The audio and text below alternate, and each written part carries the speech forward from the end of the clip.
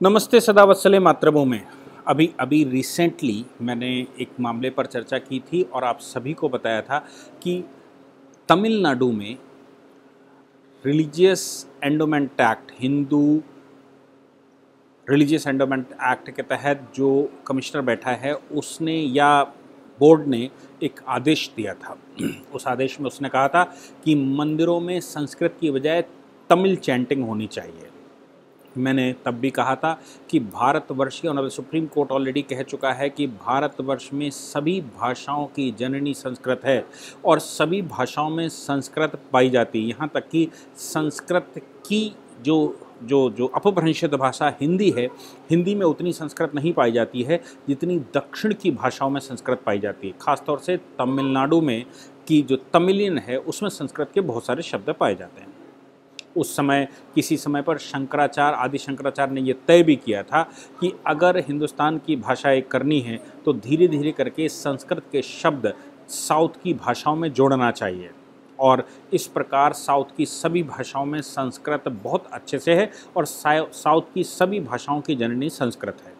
लेकिन आज भारतवर्ष में अगर ये कहा जाए कि मोर देन 60% लोग कोई एक भाषा जानते हैं तो वो हिंदी है। मैं मोर देन 60% लोगों की बात करता हूँ तो सामान्य व्यक्तियों की भी बात करता हूँ, सामान्य आबादी की बात करता हूँ। अंग्रेजी भाषा हो सकती है जो पूरे देश में पढ़ा लिखा वर्ग जानता हो, लेकिन अगर टोटल आबादी अगर हम कहें कि 130 करोड़ भारत की है, 135 करोड़ भारत की है, तो 60 से 70 करोड़ लोग अगर कोई एक भाषा को पहचान सकते हैं तो वो हिंदी है। हिंदी पर बवाल होना स्वाभाविक है। और तमिलनाडु तो मैंने जैसे कहा कि तमिलनाडु में स्टालिन गवर्नमेंट बनने के बाद ये सब चल ही रहा है। हुआ क्या कि हिंदी पर वेंकैया नायडू का स्टेटमेंट आया और हिंदी पर ऑनरेबल हाई कोर्ट का एक ऑर्डर आया। मामला क्या था? मामला ये था कि तमिलनाडु से सीपीआई के एक सदस्य जो मेंबर ऑफ पार्लियामेंट हैं, उन्होंने कुछ प्रश्न पूछे पार्लियामेंट में जवाब उनको हिंदी में वापस दे दिए गए। उन्होंने पूछे तमिल में थे, जवाब हिंदी में आया। इस बात को लेकर उनको चूँकि हिंदी जाननी नहीं है या कम्युनिस्ट हैं, आप समझ सकते हैं कम्युनिस्टों का देश में क्या हाल रहता है। कम्युनिस्ट और मुसलमान किस फुट पर रहते हैं और क्या करना चाहते हैं। तो कम्युनिस्ट होने के नाते हिंदी उनको बर्दाश्त नहीं हुई। बर्दाश्त ना होने की वजह से उन्होंने पार्लियामेंट को लिखा, बोर्ड सचिव को, कि हमको इसका जवाब तमिल में दिया जाए या इंग्लिश में दिया जाए। लेकिन तमिल और इंग्लिश में जवाब न मिल पाने की वजह ये नहीं कि उन्होंने रिजेक्ट कर दिया, कुछ डिले हुआ और डिले होने की वजह से उनको जल्दी से जवाब नहीं मिल पाया। इस बात को लेकर वो मद्रास हाई कोर्ट गए और मद्रास हाई कोर्ट में उन्होंने कहा कि हमारे फंडामेंटल राइट्स का वायलेशन है, तमिल का वायलेशन कर रहे हैं।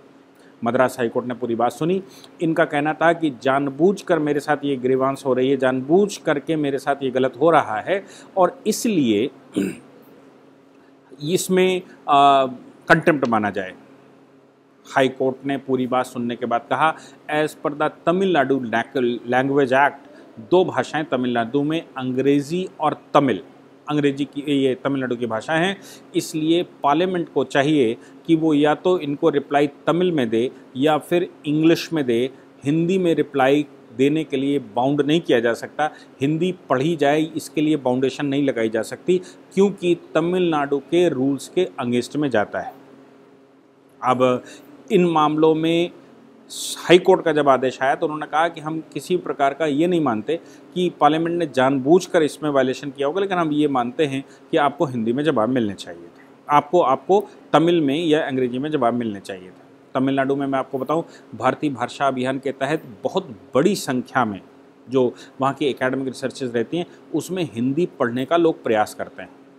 अब वेंकैया नायडू ने इस बात का, मुझे लगता है कि हाई कोर्ट का ऑर्डर आया या ये कोइंसिडेंट है कि वेंकैया नायडू एक यूनिवर्सिटी में कुछ सब्जेक्टों का उद्घाटन कर रहे थे और वेंकैया नायडू से मतलब मैं कहता हूँ कि भारत के माननीय उपराष्ट्रपति वेंकैया नायडू जी एक यूनिवर्सिटी, क्रिया यूनिवर्सिटी के अंदर उद्घाटन इनॉग्रेशन कर रहे थे, Moturi Satyanarayan centre for advance studies in the humanities and social science. उस समय उनका जब लेक्चर हुआ तो उन्होंने कहा, भाई भारतवर्ष में अगर कोई एक भाषा की बात की जाए तो वो एक भाषा हिंदी है। वो ये कहते हैं कि आपके राइट के तौर पर लोकल लैंग्वेज आपका राइट है, आप जो भाषा अडॉप्ट करना चाहें वो आपका राइट है, किसी को किसी भाषा से बांधा नहीं जा सकता, किसी के ऊपर कोई भाषा ज़बरदस्ती इन्फोर्स नहीं की जा सकती। लेकिन मेरा सुझाव है, उनका कहना था, मेरा सुझाव ये है कि हिंदी को भारत की मदर टंग मानने के अलावा, अपनी मदर टंग जो मानते हैं, अपनी मातृभाषा मानते हैं, उस मातृभाषा को आप जानिए, आपका अधिकार है। लेकिन उनका कहना था कि मेरा कहना यह है कि आप हिंदी को ज़रूर सीखिए, ये मेरा सजेशन है। अगर आप देश में तरक्की करना चाहते हैं, अगर आप देश को एक सूत्र में बांधना चाहते हैं, अगर भाषाई आधार पर देश को तोड़ना नहीं चाहते हैं, अगर देश में आपको लगता है कि आप तरक्की करना चाहते हैं, आप देश को परम वैभव पर ले जाना चाहते हैं, आप देश को सुपर बनाना चाहते हैं, तो आपके पास एक कम्युनिकेशन का साधन जरूर होना चाहिए। उनका कहना है कि कम्युनिकेशन ही एक ऐसा माध्यम है भाषा ही एक ऐसा माध्यम है जिसके माध्यम से हम कम्युनिकेट कर सकते हैं और बहुत बड़ी संख्या में लोगों से बात कर सकते हैं, अपनी बात उनको कह सकते हैं और उनकी बात समझ सकते हैं।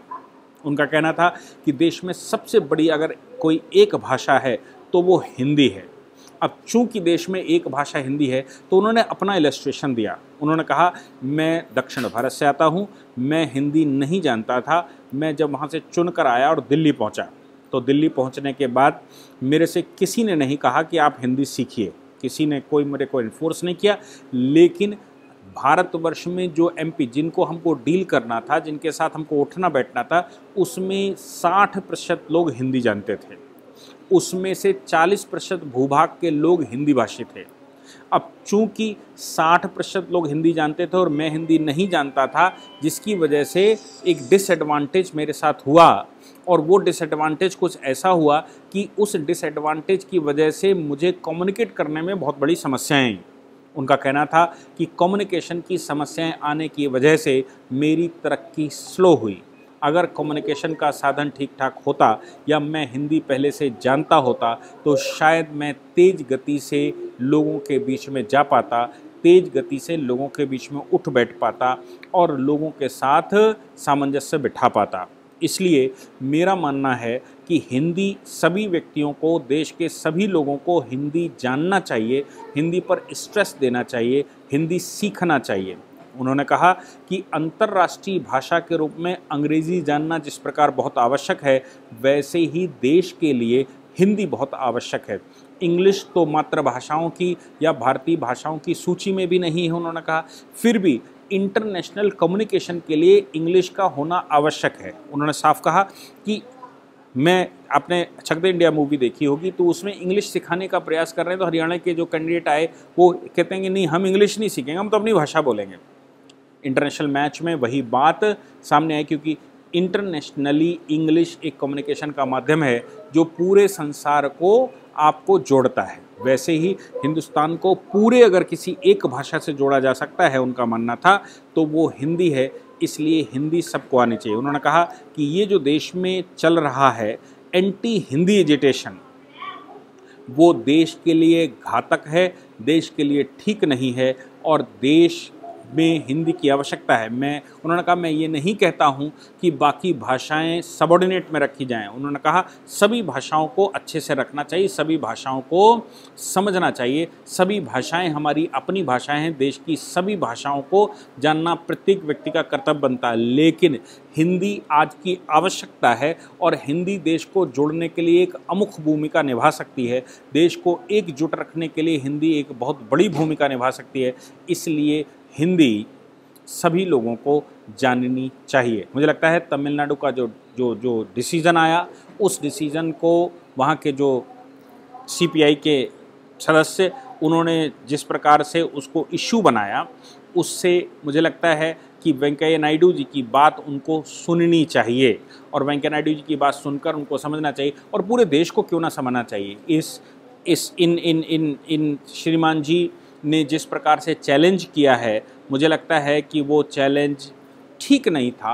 हालांकि उनका अपना मन है, कॉन्स्टिट्यूशनली ये बातें ठीक, उनका क्लेम ठीक था, लेकिन व्यवहारिक रूप से भारत में कोई एक भाषा नहीं चाहिए। मैं इंग्लिश बोलता हूँ, बोल सकता हूँ, कोर्ट में प्रैक्टिस करता हूँ, लेकिन फिर भी हम अपने ये लेक्चर्स हिंदी में देने का प्रयास इसलिए करते हैं क्योंकि ज़्यादा से ज़्यादा लोग हिंदी की तरफ आकर्षित हों और हिंदी से जुड़ें। मुझे लगा कि ये एक समाचार ऐसा है जो भारत में कंट्रोवर्सी में रहता है, ख़ास तौर से तमिलनाडु और केरला में कंट्रोवर्सी में हिंदी रहती है। एंटी हिंदी प्रोपगेशन चलता है, एंटी हिंदी प्रोपगंडा चलता है और हिंदी भाषियों को वहाँ से कुछ दुर्व्यवहार करने की सूचनाएं आती हैं।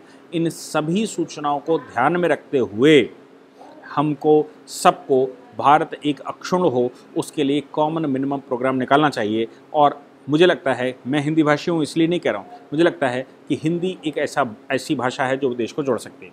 दूसरी बात, अगर तमिल के लोग, तमिलनाडु के इस प्रकार के कम्युनिस्ट कार्यकर्ता या फिर केरला के इस प्रकार के कार्यकर्ता, उनको लगता है कि नहीं मेरी भाषा प्रिवेल करनी चाहिए, उनको ये बताना चाहिए कि भारत को जोड़ने का कोई साधन आपके पास है क्या। अगर आपके पास कोई साधन जोड़ने का है तो आपको वो प्रपोज करना चाहिए। आप शॉर्ट हैंड नई भाषा निकालना चाहते हैं क्या? वो नई भाषा पूरे देश को जोड़ सकती है क्या? एक बनी बनाई भाषा है जो पूरे देश को जोड़ सकती है, तो उन लोगों को ये प्रयास करना चाहिए कि देश को अक्षुण्ण और जोड़ने के लिए क्या प्रयास करना चाहिए। लेकिन कम्युनिस्ट विचारधारा जोड़ने पर कम, तोड़ने पर ज़्यादा विश्वास करती है। मुस्लिम विचारधारा जोड़ने पर कम, तोड़ने पर ज़्यादा विश्वास करती है। और चूँकि ये तोड़ने पर ज़्यादा विश्वास करते हैं, इसलिए इस प्रकार का प्रोपेगेंडा चलाते ही रहते हैं, कुछ ना कुछ गड़बड़ करते ही रहते हैं। इसलिए इनको चाहिए, हम सबको चाहिए कि इनको टोका जाए और उनको कहा जाए कि आप देश की कॉमन मिनिमम प्रोग्राम, देश की एक कॉमन लैंग्वेज के विरुद्ध क्यों हैं। जैसे उत्तर भारत में आप कश्मीर से शुरू कर दीजिए और आंध्र प्रदेश तक आपको आसानी से हिंदी समझ में आती है। हिंदी लोग बोलते हैं, चाहे वो उर्दू के फॉर्म में बोलते हों, लेकिन वो तेलंगाना तक हिंदी बोलते हैं। हैदराबाद में जाइए, खूब आपको हिंदी मिलती है। क्यों? क्योंकि वहाँ लोग उर्दू बोलते हैं, उर्दू हिंदी एक सी है। बाकी महाराष्ट्र में हिंदी आसानी से आप सुन सकते हैं। दक्षिण के 2-3 स्टेट हैं, जैसे कर्नाटका में हिंदी की समस्या हो सकती है, तमिलनाडु में हिंदी की समस्या हो सकती है, उड़ीसा में हिंदी की समस्या हो सकती है, या फिर केरला में हिंदी की समस्या हो सकती है। इन 4 प्रदेशों में जो एंटी हिंदी प्रोपगेशन चलता रहता है या एंटी हिंदी लोग काम करते रहते हैं, उन लोगों को कन्विंस करने की आवश्यकता। बाकी देश के किसी भी कोने में हिंदी में कोई समस्या नहीं। अब देश में अगर 36 राज्य आते हैं, उन 36 में से 4 राज्यों में हिंदी लोग एंटी हिंदी काम करते हैं, या 4 राज्यों को भी हिंदी अगर समझ में आने लगे या हिंदी के प्रति उनका लगाव थोड़ा सा बढ़ जाए, तो देश को भाषा के आधार पर एक देखने में बहुत समय नहीं लगेगा। और ये एंटी हिंदी प्रोपोगेशन करने वाले, एंटी हिंदी प्रोपेगेंडा चलने वाले पॉलिटिशियंस को, मुझे लगता है इनके खिलाफ जनता की कार्रवाई करनी चाहिए, तभी ये सुधरा जा सकता है, नहीं तो नहीं सुधरा जा सकता है। आपने मुझे सुना, थैंक यू वेरी मच। जय हिंद, जय भारत, वंदे मातरम।